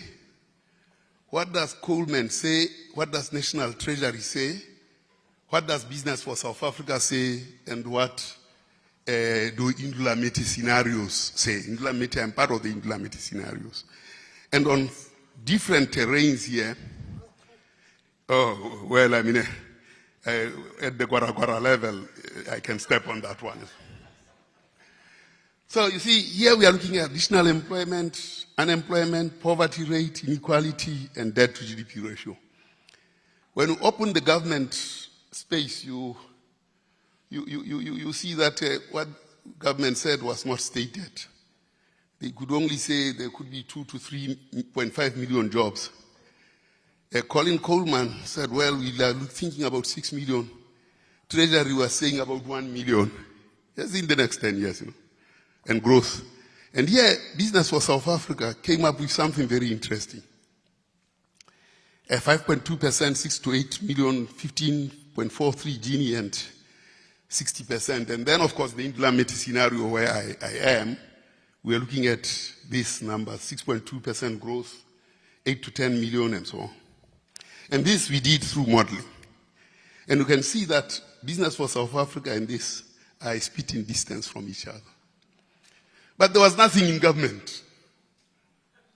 And this is a problem, that we cannot think ahead as government. And I think that's a tragedy. That's very tragic. In the Indula Meti scenarios, we actually modeled this using tools of foresight, using very, very complex modeling.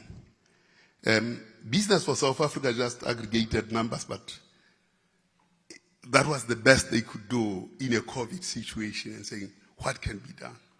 But unfortunately, government ignored that issue for Business for South Africa. Now, they went there now, and they came back with 3 things. Electricity, what is the other thing? Crime, and rail. Now, the problem with things that get targeted in that kind of way, they'll deepen corruption. Because they are not looking at growth, employment, unemployment, poverty, and inequality. Targeting those things will be about what is it that is there to eat. So, they are not outcome indicators, they are input indicators. I mean, you solve electricity, there is a tender to work on. You want to solve, there is a tender. So, that has reduced our ability to think about the future. And it's a very dangerous thing to find ourselves in. So, when Amartya Sen says human lives are battered and diminished in all kinds of different ways, and the first task is to acknowledge that deprivations of every kind, different kind, have to be accommodated within a general working framework, it's very, very important to think about that multidimensional challenge. And that multidimensional challenge actually is articulated by Karl Marx, because he argues that just as the individual machine retains a dwarf-like character as long as it is worked by the power of man alone, and just as no system of machinery could be properly developed before the steam engine took the place of earlier motive power, so too large-scale industry was crippled in its whole development as long as its characteristic instrument of production, the machine itself, owed its existence to personal strength and personal skill, and depended on the muscular development, the keenness of sight, and the manual dexterity with which the specialized workers in manufacture and the handicraftsmen outside manufacturing wielded their dwarf-like implements. And this is where we are now. When we start nitpicking, we actually are bringing in dwarf-like instruments to try and solve a systems problem. And this is the difficulty we are actually facing. So, as we talk about these matters, the question is the strategic intent dwarf-like, or is it audacious in design and execution? I would argue that by picking three things, we have become dwarf-like. And we have encouraged those who will go into those spaces to deepen corruption. So, we actually need to think differently. And the posture in this regard, and I was presenting this part at the MTN, but I'm presenting this to ourselves here, it's whether the tragedy is of the commons or it is the tragedy of the private. And I would argue that we have a tragedy of the private in the way we respond to the crisis. Because they'll take their loot and go, and we'll be in deeper crisis. By targeting the things that are inputs to the system, instead of targeting the outcomes and the outputs. The outcomes particularly, which is poverty, unemployment, and those things. Because those stretch our eyes. It doesn't mean that these inputs are not important. But by taking the inputs as priorities, then we are skewing the priorities of the nation. Because once I'm in there and I have to look at energy and everything, I look to it. So we have a very, very serious challenge. So the recipe that we face was alluded to by Sila Institute, where they were looking at what are the unavoidable breakdowns in crisis of the post-Bretton Woods period of exchange rate, wealth production of physical economic essentials, hyperinflation, trade warfares, pandemics. We had COVID, we know that. These are the things that are facing us now. And this is what we are really facing at the moment. And of course, why is this thing refusing to move now?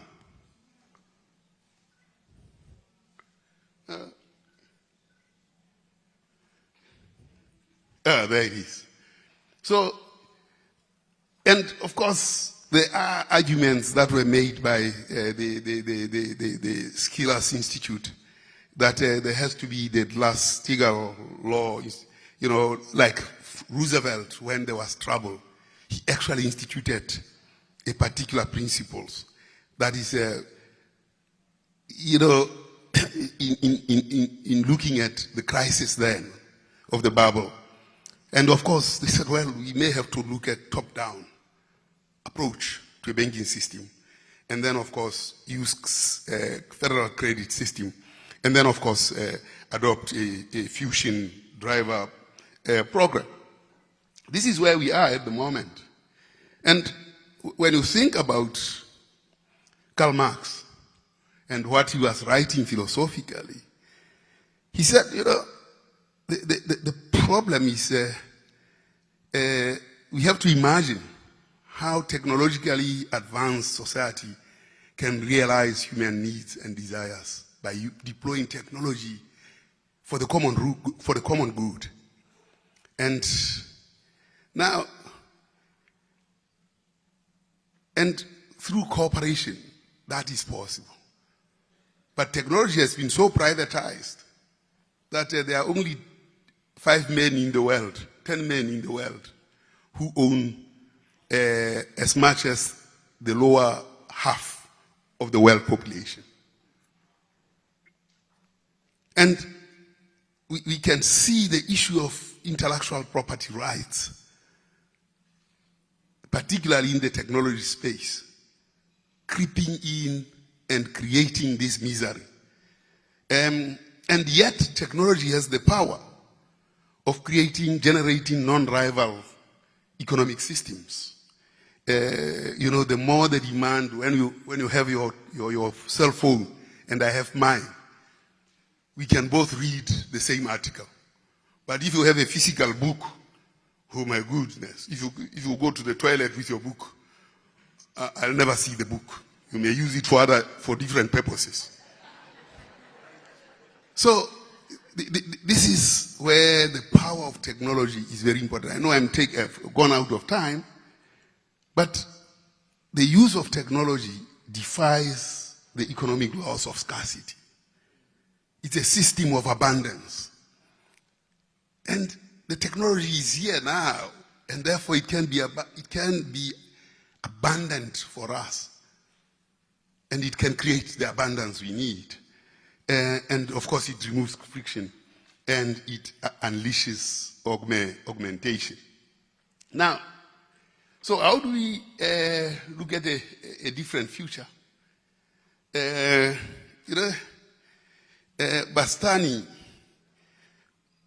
looks at the potential to have a fully automated, what he calls luxury communism. Well, this idealist, very interesting idealist, but certainly it is possible, given where we are in the advancement of technology, to really have better ways of enjoying life, because technical barriers have actually been removed, particularly by technology. I mean, to make a phone call, you would have to use 100 rand. Now you use very little.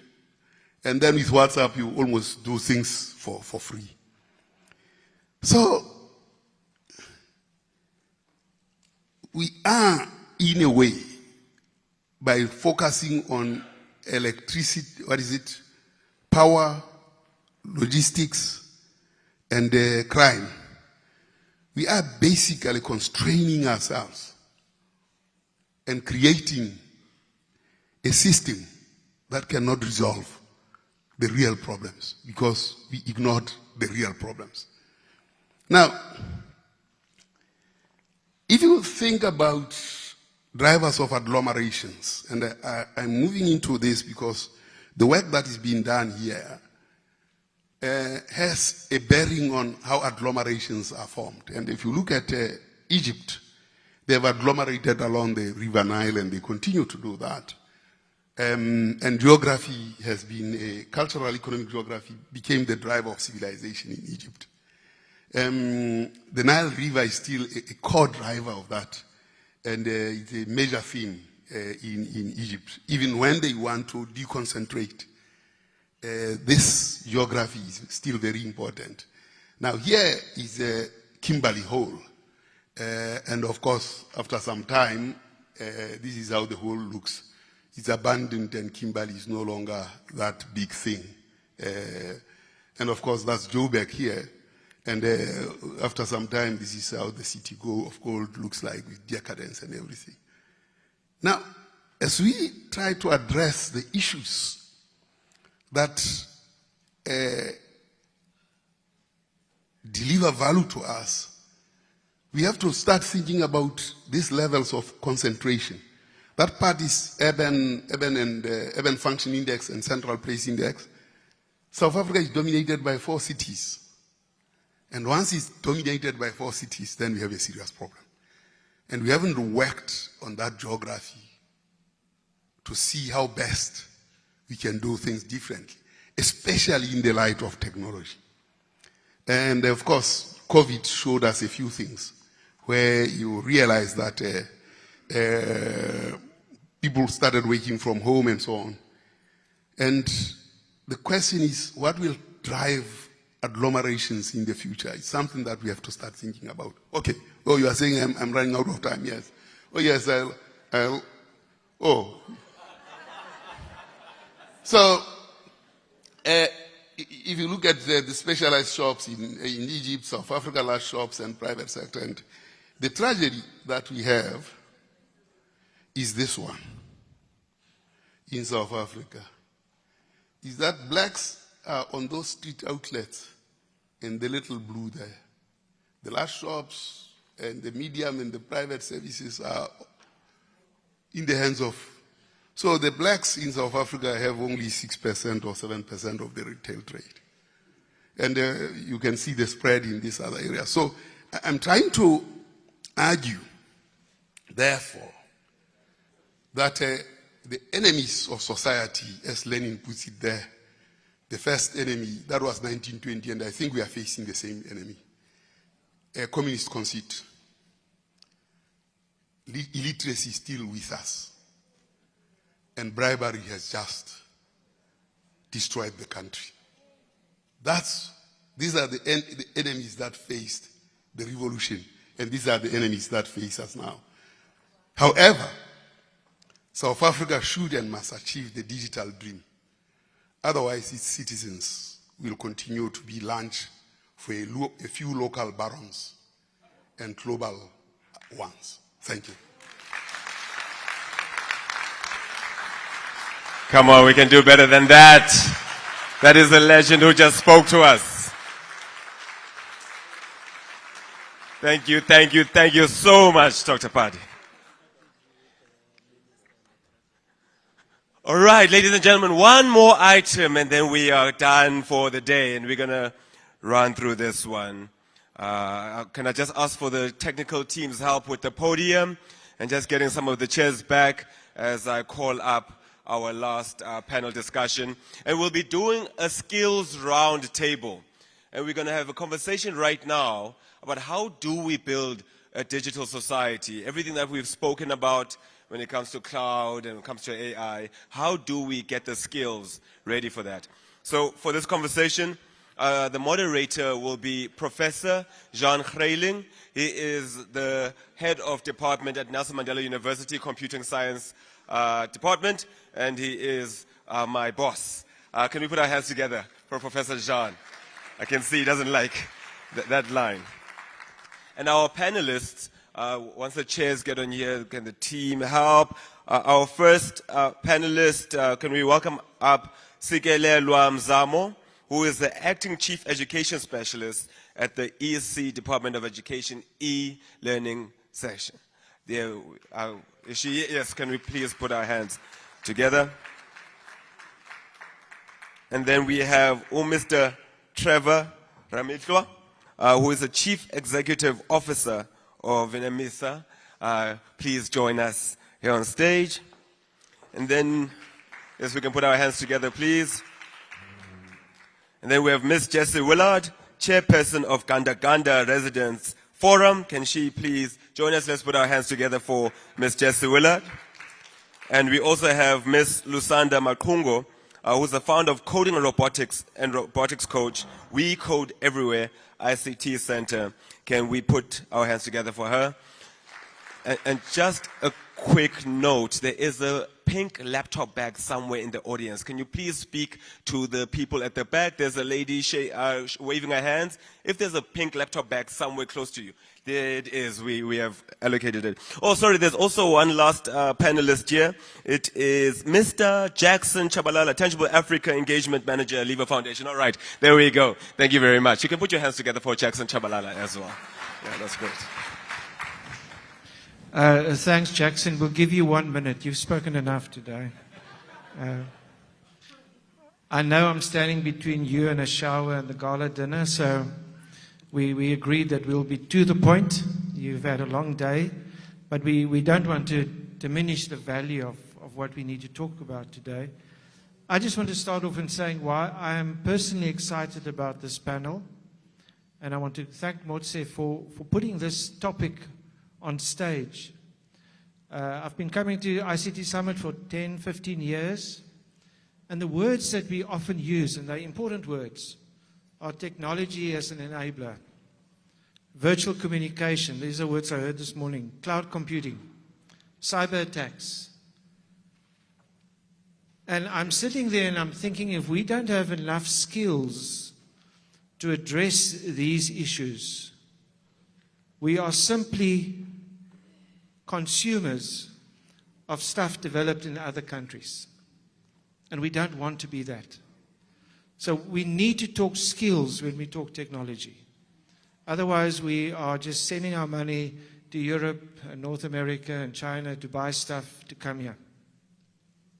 So that's my first important reason I think we need to talk about skills.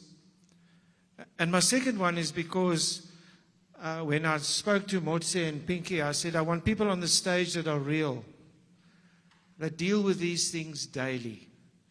And I know each one of these people and the organizations they work for.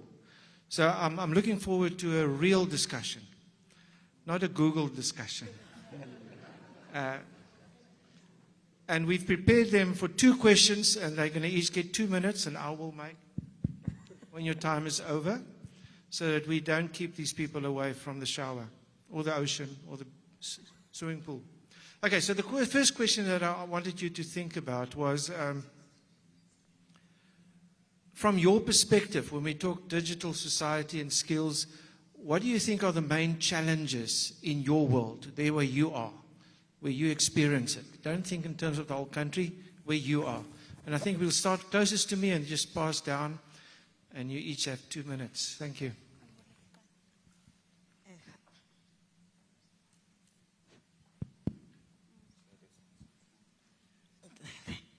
Thank you, Prof. Greetings to everyone. Okay. Greetings to everyone. I'll just say protocol observed because they say time is against us. Responding to the question that is here in front of us, I will be saying in the field that I'm in, that is the education space, we're having so many challenges, but we're having the solutions for the challenges, because whatever we're having, we need to have a solution. The challenges that we're having concerning the ICTs, that is teaching the learners, is the challenge first of the teachers that are not well equipped. Looking at that one, we need to have a development, teacher development, a comprehensive one, so that we make sure that teachers are engaged and teachers are being capacitated to be able to teach using the ICTs. On that field, we again need to have the integration, that is the integration of the ICTs in the education space.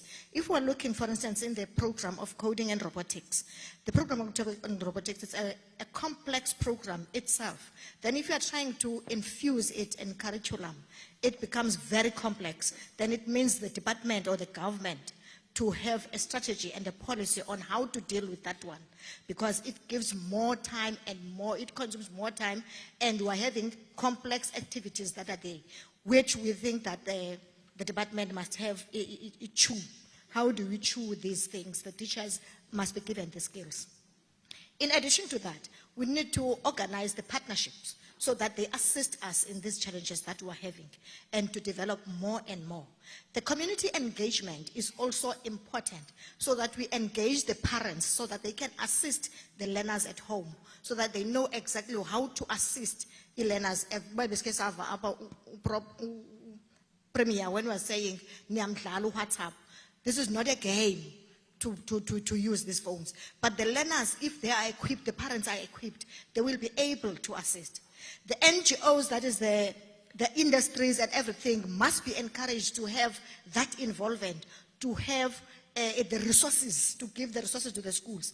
The funds, Treasury must put more funds so that we are able to resource the schools, because other thing that is there is funding. Thank you. I could talk more, but because of time, I'm rushing. I know we can all talk more. You can carry on. Thank you so much. And Let me start by saying that NEMISA is an entity of the Department of Communications and Digital Technologies, and our mandate is just to drive digital skills as well as creative media skills. I think I'm thinking on about three problems, big problems that we have. The first one is that we have high levels of digital illiteracy. You know, it's interesting that it was mentioned earlier on that we have a lot of internet usage in the country. However, it is also a reality that a lot of people do not know how to manage their devices, how to use different softwares, how to transact safely, cybersecurity issues. They have not been introduced to emerging technologies, and they don't know how to navigate, to access information, even using internet. A lot of them do not have email addresses, and so forth, including the elderly. The second biggest problem is that there's a research that was recently released by Genetic Analytics, which indicates that we offshore about 66,000 jobs to other countries, in the main India. I mean, I was once in a bank, working in a bank, and I think in that bank we had, one of the big four banks, we had something like, annually we had about 7,000 Indian people coming through to do work that South Africans could not do. So we offshore a lot of work. And the last one is that in the high-end piece, or the top of the pyramid, in terms of digital skills, we are not coming up with our own products. So there's no, innovation is very fragmented. So we do not have high-end skills that can innovate to come up with products that we can introduce to the world, instead of consuming products from the other parts of the world. Thank you.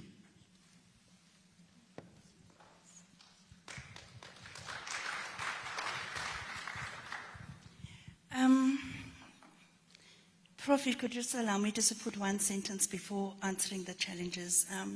When Prof spoke here and she said that children have got to be inquisitive.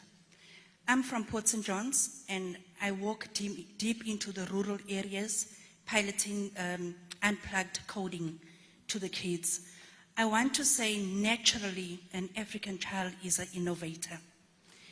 They are so inquisitive, and I want to say they do critical thinking and design thinking naturally because of the life they grew up in. Each African child had to first plan or do something for the next day. So was the mother and so was the father. If you look at the beadwork, the cars, the wire cars and everything, that's natural innovation. So I want to say the African child is naturally an innovator. That's teaching them, that's what I've picked up, teaching our kids in the dusty rural areas. I want to say, Prof, the challenges that we face. Me in Port St. John's, to send an SMS, I got to walk a distance, leave my place and go to town somewhere, sit somewhere and send an SMS. Or check emails that you got to send to me and whatever other technology I got to go into. So we are facing those challenges. First of all is no network or very low access to network, and also exposure to the children. When it comes to technology, the rural areas are not exposed at all. We're not even talking about children that are used to doing research. We are talking about children that don't even know how to use a phone, first of all. Prof, you once asked me what was I doing on the blackboard. So that's how much we've got to go into it in the rural areas. There's a lot of challenges that we are facing in the rural areas, and it's extremely heartbreaking more than anything else. We do know that technology is linked to the economy. And for once, there should be a change in the rural areas, just for once, that we do not repeat the challenges that we've been going through for the many years. Let's make a change. Okay, I am an NPO and I am advocating for a digital divide. Let's make a change that for once something as Lalini in the rural areas can take place. These challenges that we're facing now, can we focus on the rural child as well? So those are the challenges I was talking about. Definitely, it's geographical barriers that are causing that we got to walk to certain places to submit anything during technology, and when we're busy with AI things. So those and lack of infrastructure definitely are the challenges that we are facing. Thank you. Thank you.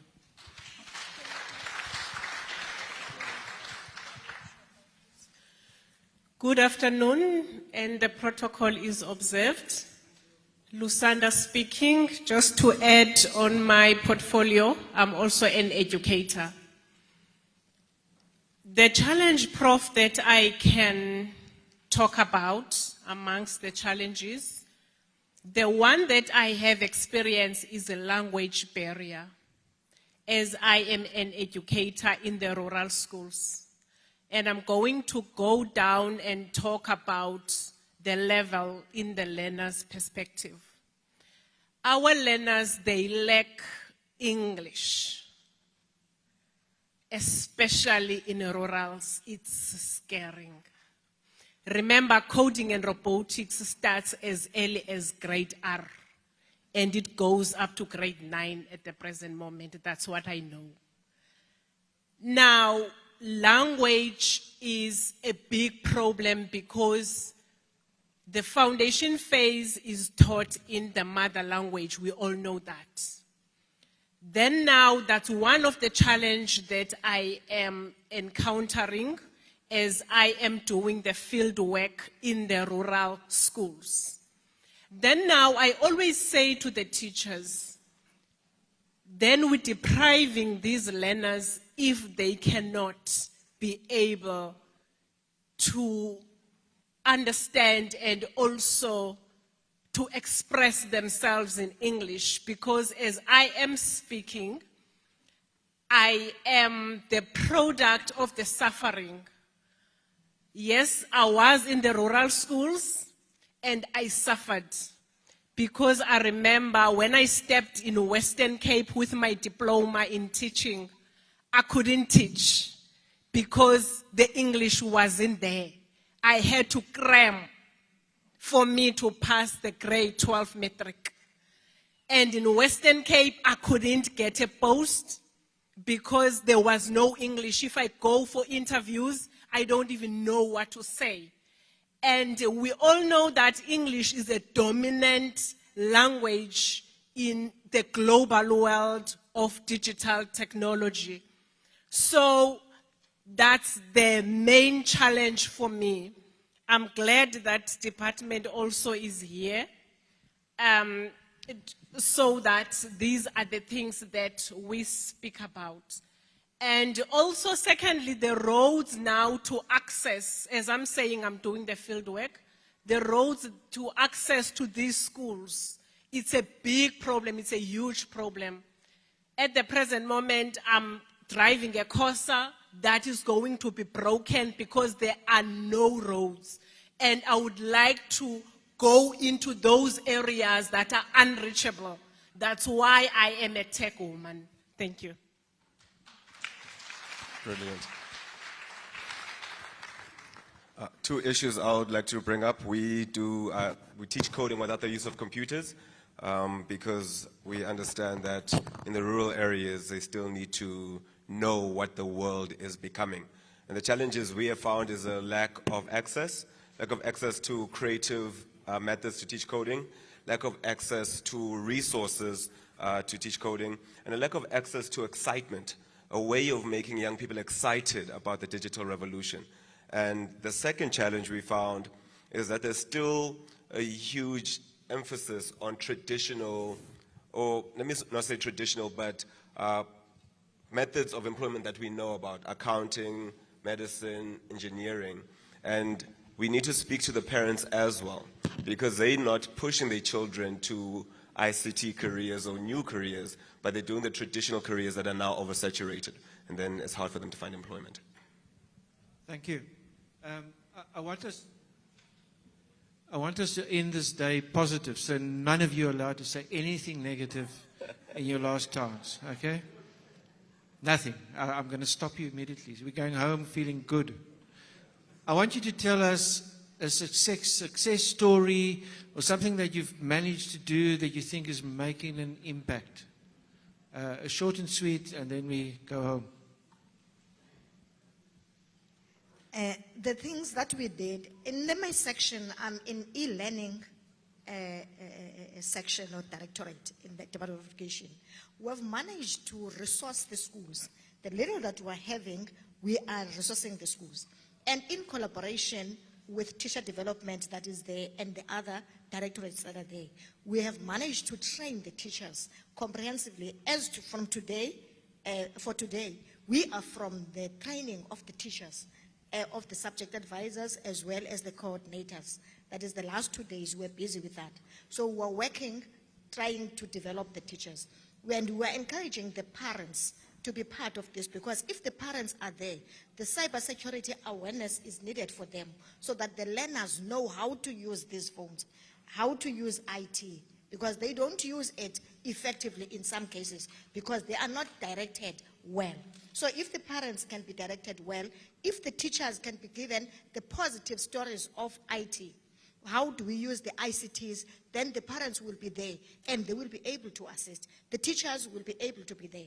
Because if the teachers don't have the skills on the ICTs, they find themselves not confident to teach or to be part of it. But if they are well developed, everybody will be well. Thank you. Thank you. I wish I had, let's clap for her. Chair, I wish I had a lot of time because, you know, we've been doing quite a lot, even though there's more to be done. So just starting with digital literacy, we've developed a program, there's content available for free. There's a course or a number of courses in digital literacy. And we've developed a learning management system. So there's an online platform that has been zero rated that people can access. And we have also partnered with a variety of OEMs. Microsoft is one of them. There's quite a lot of courses that are in there, starting with basics, your Word, your Excel, and so forth, and more advanced courses in machine learning and so forth. And we also have partnered with AWS, Cisco, IBM, and others. And these are industry certifications. These come as short courses, but they create a pathway for you to build up to becoming any of the key careers that are emerging right now, either cloud engineer or other roles that one may want to follow. So those courses are available for free through NAMISA. And we also partner with about 8 universities. In the Eastern Cape, we partner with Walter Sisulu University, and we have a core lab there. The latest we've done is to install labs there, including engineering labs. We've just introduced technical courses now. One of them is cell phone repairs, very popular. That is aiming at for people not to start looking for work, but rather to start their own businesses. And we are doing wireless internet service provision as well for them to start servicing their localities, including broadband installations and aftercare. So there's a lot. And yeah, I don't know where to go, but there's a lot that we are doing. So we create partnerships as well. We are expanding into TVET colleges. We're working with CET colleges, and there's a lot coming for the Eastern Cape. Thank you. Wow, that was beautiful. And as you're speaking, I'm thinking of our kids that cannot go online and get those advantages of doing online courses because of network. No network or low access. I want to say, Prof, the positive side of it. As an NPO, our motto is that we look at problems in society and try and bring relevant solutions to them. So I think by that we are coders already because we're looking for solutions. Meeting up with Tangible Africa was a solution. The positive thing, Prof, was that we learned how to do unplugged coding. So which means our kids in the rural areas do not have to wait to have those computers or that kind of network to learn how to code. So we are coding using our phones. We go with our phones charged up, even if they're 8 amongst 60 children or 100 children. And definitely by the end of the day, it's successful. Kids have learned how to code. By that, we are using unplugged coding, using tokens and your cell phone. So that was the positive thing that we've brought into the rural areas that I can relate to you.